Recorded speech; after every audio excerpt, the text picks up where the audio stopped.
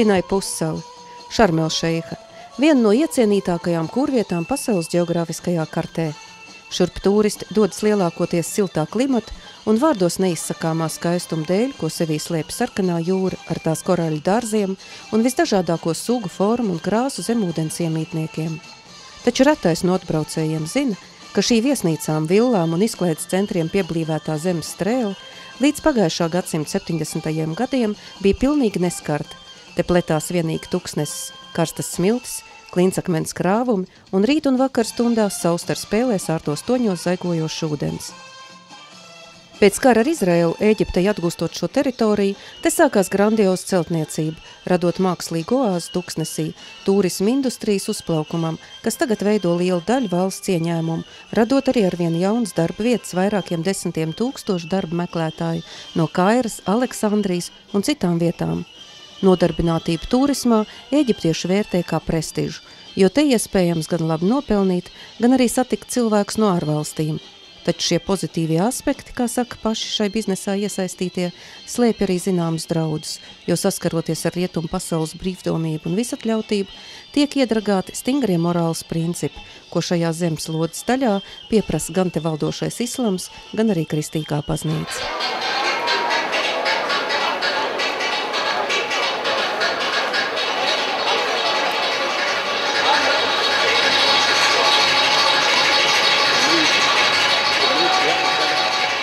Domājot par tiem, kas apmeklē šo valsti, rodas jautājums, ar ko viņiem saistās Ēģipte. Atbildes šķiet ir paredzama ar piramīdām, tempļiem un faraoniem, trokšņaino Kairu un duļķaino Nīlu, ar austrumu tirgiem, ūdens pīpēm un vēderdejotājām. Bet ir šai zemē arī garīgais aspekts, turklāt ar vēsturi vairāk gadu tūkstošu garumā. Ēģipte daudzkārt tiek minēta gan vecajā, gan jaunajā derībā. Izejot no tās, Sinai tuksnesī, Izraēla tauta piedzīvoja Dievu vadību un saņēma 10 baušļus, šurp glābjoties no Hērada bēga svētā ģimene, kļūstot par patvērumu vietu Dievu dēlam. Tā ir viena no pirmajām zemēm, kas jau mūsu ēras 57. gadā imperatora Nērona valdīšanas laikā pieņēma kristietību no paša evaņģēlista svētā Marka. Zeme, kuru bagātīgi laistījuši senlēku un mūsdienu mocekļu asinis. Tā ir zeme, kuras tuksnešos dzimuši paši pirmie paaicinājumi uz mūku kārtu un klosteru dzīvi. Apcerot šo svēto Ēģiptes vēsturi, mēs Šarmelšeikas mākslīgajā vidē meklējam garīgu centru, Kristus baznīcu, viņa gaismu, un atrodam tepat Hadabas rajonā, gluži netālu no mošejas. Par to, ka šis nams ir baznīca, liecina vienīgi krusts uz tā jumta. Dabūt atļauju kristiešu kulta celtnei Ēģiptē ir visai problemātiski, un skaidrs, ka ne jau bez dieva apredzības 1999. gadā šo privātmāju kādas viesnīcas īpašnieks novēlēja baznīcai. Sākumā veicot dievnamam raksturīgo izbūvi, kas koptu ortodoksālajā ritā vienmēr tiek veidot krusta vai noas šķirsta formā, te lūdzās viens priesteris, tēvs Ibrahims, un vēl kādi 6 cilvēki. No 8 gadu laikā kristiešu draudze te izaugus līdz vairāk nekā 10 000. Te kalpo 5 priesteri, tiek celt arī katedrāli. Turp dosimies vēlāk. Svētās misas tiek celebrētas ikdienas, abos dievnamos, un tie vienmēr ir dievlūdzēju pilni.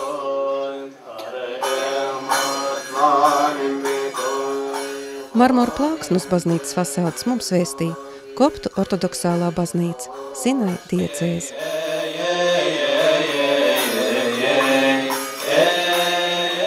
Bet kas tad ir kopti?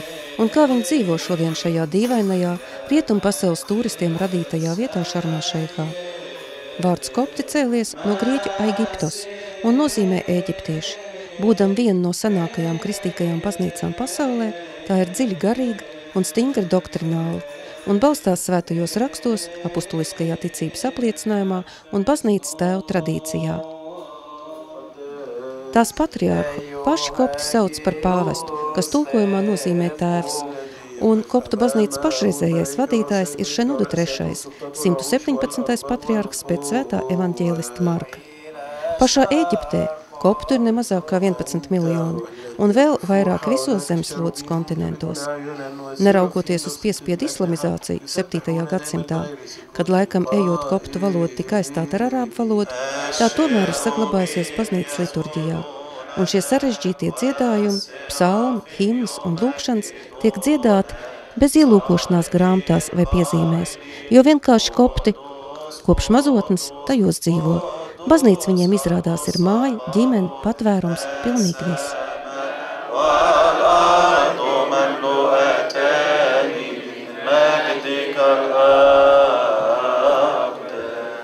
Vēsturnieki koptus dēvē par mocekļu baznīcu, un tas ir nevien lielā gadsimta gaitā ticības dēļ nomocīto skaita dēļ, bet arī tādēļ, ka daudz no viņiem, kā pagātnē tā tagadnē, ir ilgojušies pagodināt Dievu, viņa dēļ upurējot savu dzīvību.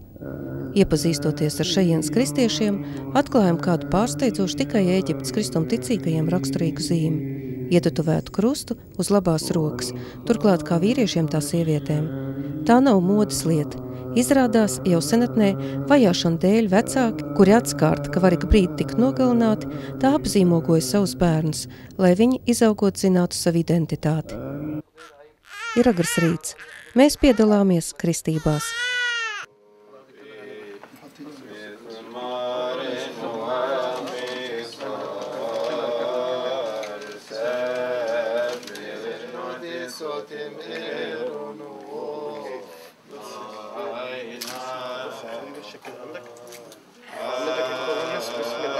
أعمدك يا كورولوس مثل الآب أعمدك يا كورولوس والابن أعمدك يا كورولوس والروح القدس.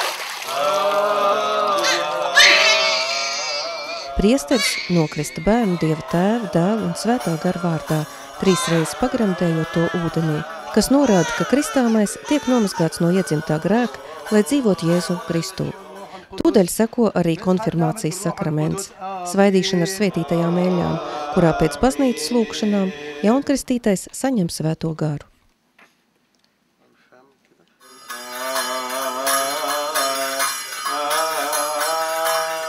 Priesteri paši apvelk nokristītajam bērniņam baltās pestīšanas trānas un beigās krūtīm pārsien sarkanlenti, kas norāda, ka no šī brīža šis cilvēku bērns vairs nepieder sev, bet Dievam. Viņš ir Kristus kareivis.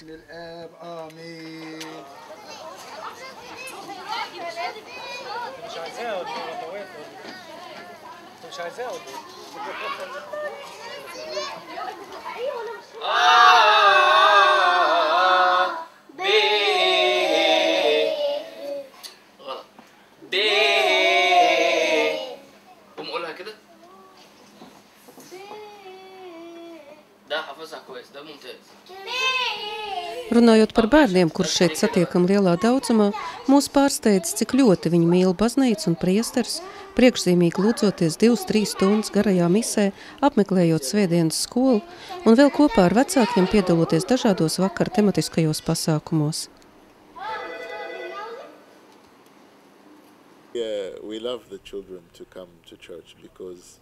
Mēs mīlam bērnus, un mums patīk, ka viņi nāk uz baznīcu, jo bērni ir baznīcas nākotne. Ja nebūs bērni, baznīcai nebūs nākotnes. Mums ir jākoncentrējas uz bērniem.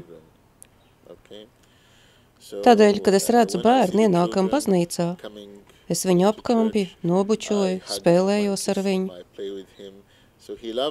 Un tā viņš mīl priesteri, un līdz ar to viņš mīl arī baznīcu, un vēlas šurp nākt. Un dažus no viņiem mēs ordinējam par maziem diakoniem, jau 5-6 gadu vecumā, un piešķiram viņiem rangu, kura nosaukums ir psaltus, himnu dziedātāji. Tādējādi piešķirot bērniem šo nosaukumu, viņi var kalpot līdzās ar mums baznīcā, esot tieši kalpošanā iesaistīti.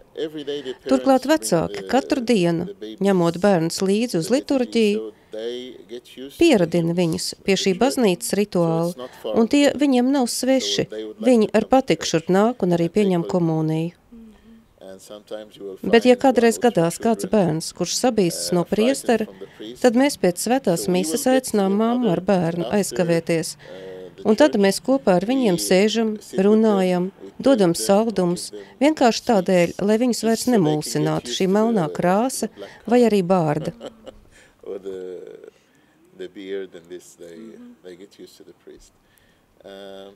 Jo pats galvenais ir, ka viņiem mīl baznīcu.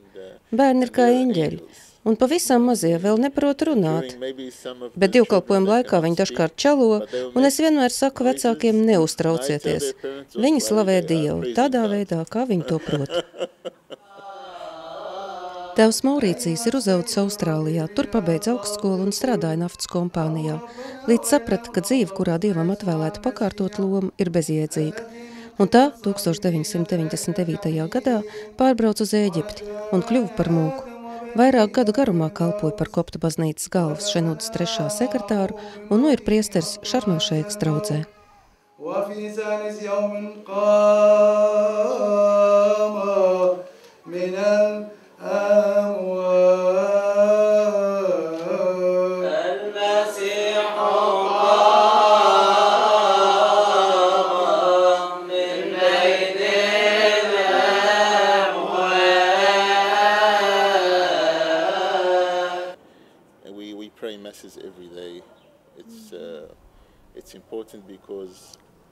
Svētās mises mums šeit notiek katru dienu. Tas ir ļoti svarīgi, jo Šarmelšeiha ir kūrorts, un hoteļos un citur strādā pārsvarā jauni cilvēki, kur tur nemitīgi tiekas ar ārzemniekiem. Un kārdinājumi ir milzīgi. Mēs strādājam ar šiem cilvēkiem grēksūdžu laikā un mēģinām cīnīties kopā ar viņiem, lai tie atgriežas pie Dieva. Tādēļ, ka daudz no viņiem uzsāk iet pretējā virzienā un zaudē visu.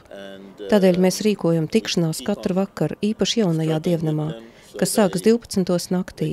Ātrāk nevar, jo viņiem ap šo laiku beidzas viņa darbs, un baznīca vienmēr ir pilna. Ir vēl vakar stunda. Mēs esam ieradušies Šarmelšeiks El Samājīn katedrālē, kur apakšējā stāvā pulcēs cilvēki, lai ieklausītos Dievu vārdā un lūgtos, bet augšējais vēl tiek būvēts. Kā jau iepriekš teicām, saņemt atļauju kristīga dievnam celtniecībai ir sarežģīts uzdevums. Tādēļ šīs grandiozās celtnes tapšana pati par sevi jau ir brīnums. Un arī tas, ka teritorija ap baznīcu kļūst par vienu no visprestižākajām šajā pilsētā, lai gan agrāk tieši baznīcas atrašanās vietā bija pilsētas izgāstuve. Dienu pirms pamatakmens iesvētīšanas, priesteriem sākot lūkšanu, te gluži no skaidrām debesīm sākās virpuļu viesulis, un 5 minūšu laikā te viss esot bijis tīrs, garīgā ziņā, protams. Piedaloties šajā vakar sajietā, jūtamies pārsteigti. Vispirms jau par to, ka šeit katru nakti notiek jautājumu un atbilžu vakari dažādām interešu grupām, turismā iesaistītajiem, tirdzniecības darbiniekiem, ģimenēm un tā tālāk. Svēto rakstu studēšana, sadraudzība un grēksūdzes līdz 3 naktī. Katram draudzes loceklim ir savs garīgtēvs, kurš pazīst savu garīgā bērna dzīvi un problēmas un cenšas viņu mīlestībā vadīt. Tādēļ arī ik viens, ar ko šajā vakarā runājam, mums stāst, ka baznīca ir viņa ģimene, māja, patvērums, kur viņš steidz neraugoties uz nogurumu pēc garās darba dienas. Es domāju, ka te katrs pateiks, ka baznīca viņam ir nepieciešama, man tā ir nepieciešama. Nevis es viņai, bet man viņa. Kāpēc? Zinat, man varētu būt viss pasaules labumi, bet baznīca ir tā, kas visam piešķir garšu.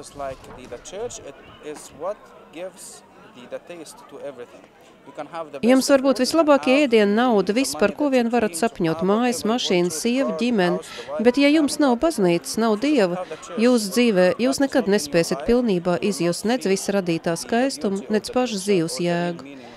Pieļauju, ka būs cilvēki, kas teiks, ka es pārspīlēju, bet es tiešām tam ticu.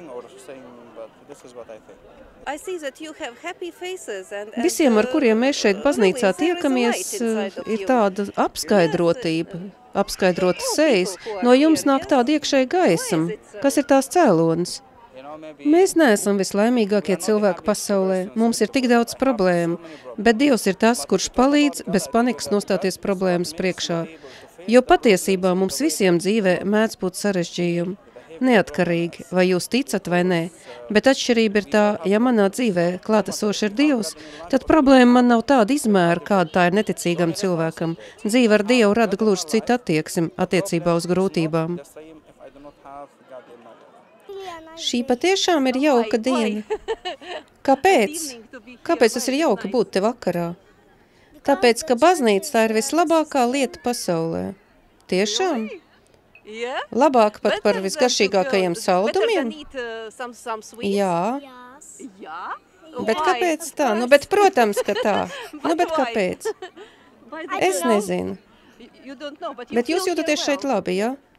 Kopā ar citiem bērniem? Jā, un jūs šeit spēlējaties? Vai arī lūdzaties? Mēs spēlējamies un lūdzamies. Bet vai dievkalpojums jums nešķiet pārāk garš? Nu, nav jau nemaz tik garš, tikai 2 stundas. Tikai 2 stundas, un jūs visu to varat izturēt. Ko jūs darat šo stundu laikā? Mēs lūdzamies. Un tas jums nāks viegli? Nu, bet, protams. Jūs šeit strādājat ar bērniem, ja es pareizi saprotu. Nē, nevar sacīt, ka strādāju. Es vienkārši esmu ļoti laimīga, ka var palīdzēt mācīt bērniem par Dievu, par Jēzu, par kristietību. Lai viņi augtu mīlestībā uz Jēzu un vienkārši, lai viņi savā ticībā ir laimīgi un ļoti stipri kopā ar Dievu. Dažkārt mēs cilvēki aizmirstam Dievu un domājam, ka paši veidojam savu dzīvi, bet tā nav patiesība. Tie ir īsti meli, jo viss, kas mums ir, to mēs saņemam no Dieva. Ja mums ir nauda, to Dievs mums dod. Ja ir veselība, tas ir pateicoties viņa žēlastībai. Tāpēc visu, ko mēs darām, strādājam, pelnām naudu, dzīvojam, tam visam ir jābūt veltītam viņam. Un par visu viņam ir jāpateicas. Bez Dieva mēs nespējam vispār neko. Pēc nāves, kas mēs būtu? Nekas, putekļi, bet viņš nāk pie mums, dāvā mūžību, glābi mūs. Un kāpēc?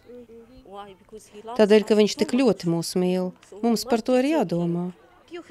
Jums ir tāda ļoti stipra ticība, jā. Lai nu kā jūs dzīvojat islāma pasaulē, jums nemaz nav bail? Nē, man nav bail, es esmu stipra, tādēļ, ka ļoti turos pie sava Dieva. Jums pat nav bail no nāves? Būt nogalinātai? Nē, dažkārt es pat domāju, es būtu laimīga mirt, jo esmu pārliecināta, ka tad es redzēšu Dievu mūžībā.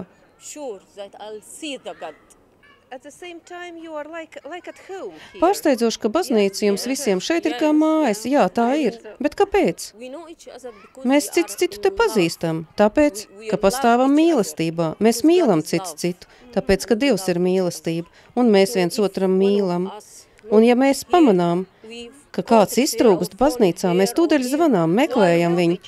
Tas nozīmē, ka jūs ļoti palīdzāt citam. Protams, mēs rūpējamies cits par citu. Ja kāds saslimst, mēs visi nākam pie viņa un palīdzam, kopjam, un arī lūdzaties par šo cilvēku. Pavisam noteikti, tas taču ir pats galvenais – lūgties un pakalpot. Apmēram pirms 2 mēnešiem viens cilvēks cieta autoavārijā.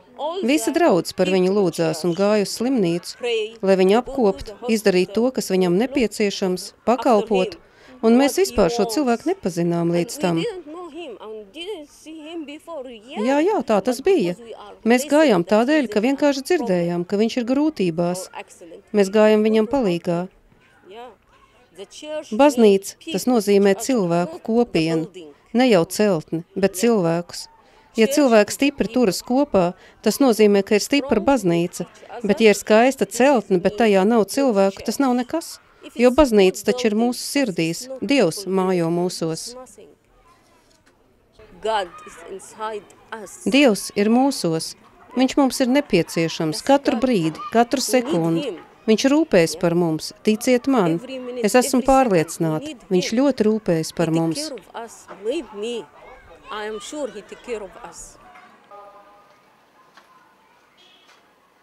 Pār Šarmelšeihu ir nolaidusies dziļa nakts, bet nākošās dienas rīts mūs sagaida ar musulmaņu zemēm tik ierasto lūgšanu. Lai arī kādas izklaides un atpūtas vietas te nebūvētu, atgādinājums par Dievu te ir klātesoši.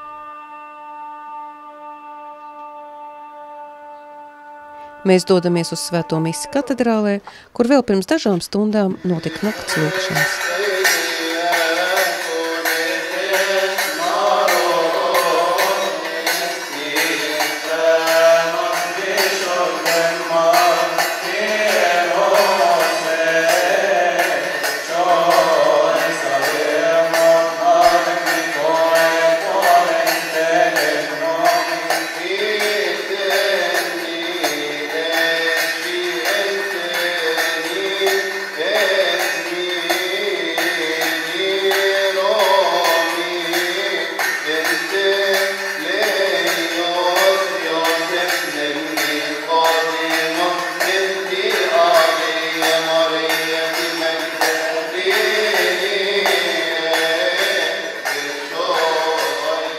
Koptu baznīcā, tāpat kā arī katoļu baznīcā, ir 7 sakramenti – kristības, konfirmācija, izlīgšanas, euharistijas, laulības, priesterības un slimnieku sakraments, no kuriem visu sakraments, protams, ir euharistija, maizes un vīna pārtapšana Kristus miesā un asinīs.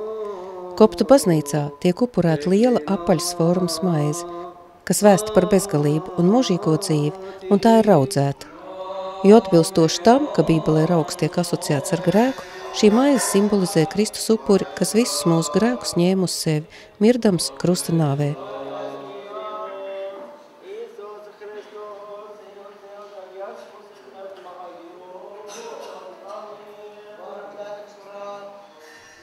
Svēto komuniju vīrieši un zēni saņem atsevišķi, sievietes un meitenes atsevišķi.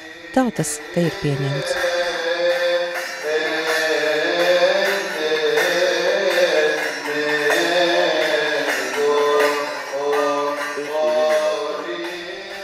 Tie, kas patiesi mīl Dievu, vēlas būt ar viņu kopā, kā ar draugu. Ja es mīlu savu draugu, es vēlos to satikt, runāt ar viņu katru dienu. Tāpat ir ar Dievu. Jūs uzņemat viņu kā draugu. Pamostaties, lūdzaties, runājat ar viņu, viņš runā uz jums caur Bībeli, un te veidojas kontakts. Svētais gars darbojas, jo mums, kristiešiem, ir svētais gars, viena valoda mums visiem. Un ja jūs barojat miesu, jums ir jābaro arī gars. Un ir arī svarīgi nākt uz baznīcu un saņemt svēto komuniju. Jo Bībelē Kristus saka, tas, kurš ēd manu miesu un dzer manas asinis, dzīvo manī un es viņā. Tādēļ, ja jūs saņemat svēto komuniju, Jēzus mīt jūsos. Nemanot ir aizritējuši 3 dievkalpojumu stundas, un tie, kas nesteidzas, pulcēs uz Agapi, kopīgām brokastīm turpat baznīcas dārzā. Tas ir gandrīz vai pašsaprotami, ņemot vērā to, ka pirms svētās mises ir 9 stundu gavēns, neko nedrīkst neēst, nedzert. Ja runājam par gavēšanu, tā kopta baznīcā ir visai stingra. No gada 365 dienām ticīgie te gavē vairāk nekā 210 dienas. So fasting and prayer, it keeps away the devil. Always when we fast and we pray, Gavēns un lūkšana padzen vēlnu. Tiklīdz mēs gavējam un lūdzamies, viņš nespēja mums pārāk uzmākties. Tādēļ mēs stundu lūkšanās 7 reizes dienās lūdzamies psalmus. Šie psalmi pasargā no domām, kuras Sātans sūta cilvēka prātā, tās izgaist. Ļoti iedarbīgi ir arī krusta zīme. Ja kāda slikta doma ienāk galvā, vai kāds ļauns lēmums, vai arī jūs no kaut kā nobīstaties, pārkrustieties, un ļaunais no jums bēgs. Kristus jūs vada un pasargā. Mums baznīcā ir daudz spēcīgi ieroči – krustazīme, gavēns, lūkšanas, Bībele un patu baznīca. Tie visi ir garīgās dzīves instrumenti.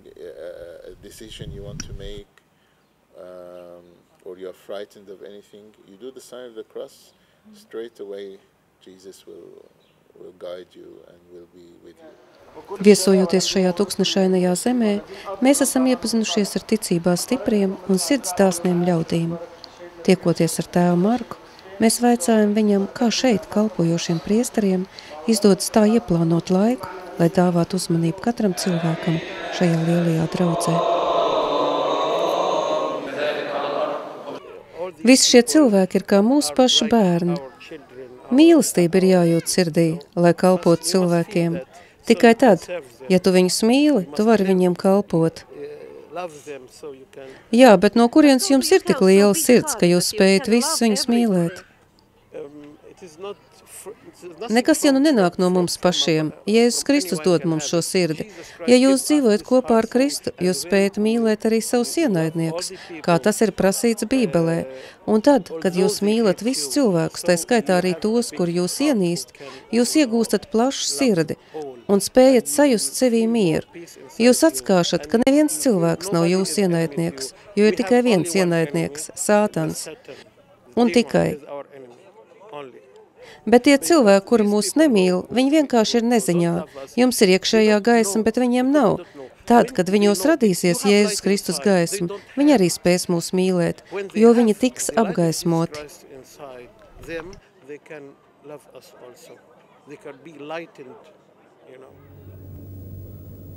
أنا اختطفت لي